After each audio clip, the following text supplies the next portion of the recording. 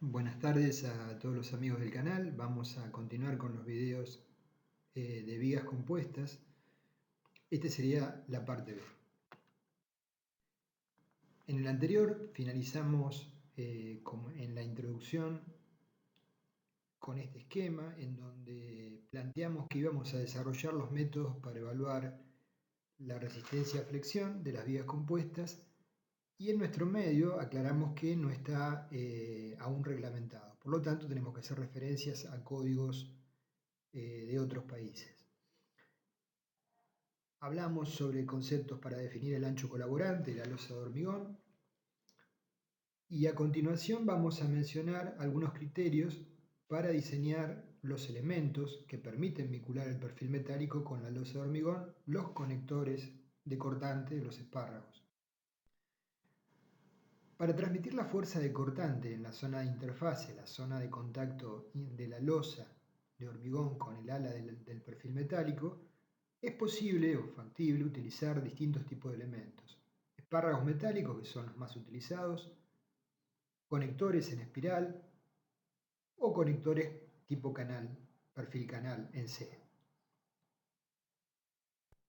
Acá vemos los esquemas de estas tres propuestas. El de la izquierda es el más utilizado.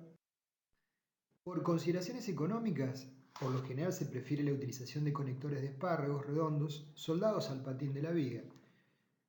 Comercialmente disponemos de espárragos con secciones que van de media pulgada a 1 pulgada y con longitudes que van de 2 pulgadas a 8 pulgadas. Al respecto se indica que las longitudes no deben ser menores que 4 veces el diámetro. Por supuesto que la longitud del espárrago está limitada por el espesor de la losa de hormigón, porque tiene que estar embebido en la losa de hormigón y la cabeza superior del espárrago tiene que quedar a una cierta distancia de la cara superior de la losa.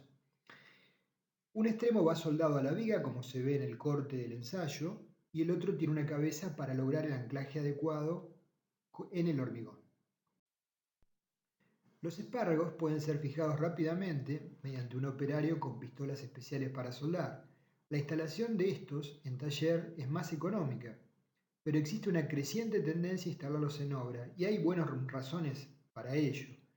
Uno es que los instalados en taller se pueden dañar fácilmente cuando los transportamos de la obra, del taller a la obra, durante el proceso de transporte y montaje. Genera una dificultad transportar una viga con el área superior llena de elementos verticales que son los espárragos. Los conectores ya instalados en el taller son, por otra parte, una incomodidad para el trabajo de los operarios que caminan por las alas de las vigas durante la etapa constructiva, como se puede ver en la foto. El anillo cerámico inferior que bordea el espárrago, al fuste del conector, cumple varias funciones. Evita la pérdida de temperatura como aislante térmico, impide el contacto con partículas de la atmósfera y evita, por otro lado, la expansión del baño de soldadura. Contiene y dan forma al material, al cordón de soldadura, como vemos en el dibujo fundido. Vemos el proceso de aplicación del conector y de soldado del mismo en el ala superior del perfil. Un tablero terminado, esta es una viga de puente donde se observa el perfil metálico y la losa. Cuando una viga compuesta se somete a un ensayo de carga, si se tomaron los recaudos para evitar la falla por corte en el alma, se pueden presentar tres tipos de fallas: por aplastamiento del hormigón comprimido, por fluencia del acero de la viga o por fallo prematuro de los conectores de corte. Es decir, cuando define el hormigón comprimido, el término que define es 0,85 de F'C, la resistencia a compresión del hormigón, por AC, que es el área de hormigón comprimido. Cuando define la fluencia del acero de la viga, es AS por FI, donde AS es el área del perfil de acero. Y cuando definen los conectores, es la sumatoria de los QN, que es la resistencia total al corte de los conectores de cortante. Donde podemos definir a QN, hay diversas expresiones, son empíricas. Una de ellas, frecuentemente utilizada, es 0,5 de ASC, que es el área de la sección transversal de un conector, por la raíz de F'C por EC, donde F'C es la resistencia característica del hormigón, de la losa, y es el módulo de elasticidad de la misma. Menor o igual y ASC, el área de la sección transversal de un conector, por FU, que es la resistencia última del acero de ese conector. Esa es la resistencia individual de un conector. En la especificación ISC, la RFD y en otras normativas se plantean expresiones de este tipo. Acá simplemente la mostramos con las unidades correspondientes. Para que Qn esté expresado en Newton, el área nominal del conector tiene que estar en milímetros cuadrados y las resistencias de hormigón en megapascales y el módulo de elasticidad del hormigón en megapascales. A su vez, el término de la derecha, Fu, la tensión de rotura del acero, también en megapascales naturalmente. Acá se pueden ver una foto de un ensayo donde fallan los conectores por deslizamiento entre losa y ala, es el término crítico, es el conector. Hay requisitos naturalmente con respecto a la ubicación de los conectores en el ala, donde se definen espaciamientos máximos y mínimos entre conectores. El espaciamiento mínimo entre centros de conectores a lo largo del eje es de 6 diámetros del conector, en tanto que en la dirección normal es de 4 diámetros y siempre tenemos que considerar que tiene que estar ubicado sobre el ala del perfil, que nos limita a eso. Si se ubican dentro de planchas metálicas de acero conformados, este espaciamiento mínimo es de 4 diámetros del conector en ambas direcciones. Por su parte, se indica que la separación máxima no debe exceder de 8 veces el espesor total de la losa, ¿sí? Si no, la transferencia de esfuerzo cortante no es uniforme o no se genera ese fenómeno que es el que estamos planteando como hipótesis de cálculo. Asimismo, se debe proporcionar al menos 1 pulgada de recubrimiento lateral de hormigón. Estamos refiriéndonos tanto a un extremo lateral, que no es lo usual, como a la zona superior, a la cabeza del espárrago. Ensayos sobre vías con conectores espaciados en forma uniforme y otros con conectores espaciados según la demanda de esfuerzo de corte nos indican que se presenta poca diferencia en los momentos últimos de falla y las deformaciones para el nivel de carga de servicio. Es decir, que tenemos las dos posibilidades de distribuirlos en forma uniforme y otra es distribuirlos según la demanda de esfuerzo de corte. La primera forma de distribución es más sencilla naturalmente, tanto en el cálculo como en la ejecución en obra. Esto ocurre siempre que se verifique que el número total de conectores entre la sección de momento máximo y el apoyo sea suficiente para desarrollar la fuerza rasante máxima correspondiente.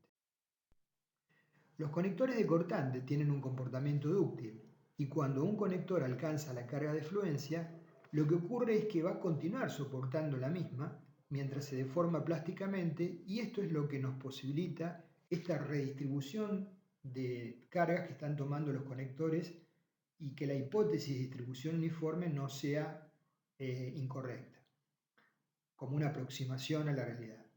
Por lo tanto, se permite un espaciamiento uniforme de los conectores a cada lado del punto de momentos máximos.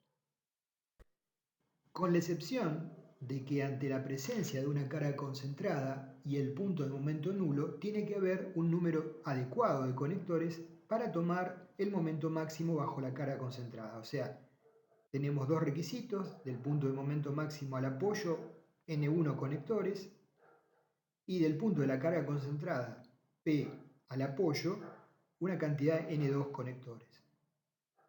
Naturalmente, el sector entre el apoyo y la carga concentrada, la cantidad de N2, si define una cantidad más severa que la N1, prevalecerá en ese sector y habrá que armar la viga con diferentes separaciones en función de la longitud de la misma y el tipo de cargas. Acá podemos visualizar en un corte entonces lo que mencionábamos recién: la fuerza rasante será la mayor de los tres términos. La fuerza a transmitir cuando la losa está comprimida con momentos positivos, 0,85 F'C por el B efectivo, el ancho colaborante efectivo de la losa por el espesor T, o bien la plastificación del perfil, la sección AS del perfil por la tensión de fluencia del mismo, o la sumatoria de la resistencia de los conectores de corte que hayamos colocado Bajo esta hipótesis estamos planteando la teoría plástica. Vamos a hacer un ejemplo de cálculo de conectores para una viga simplemente apoyada, muy simple.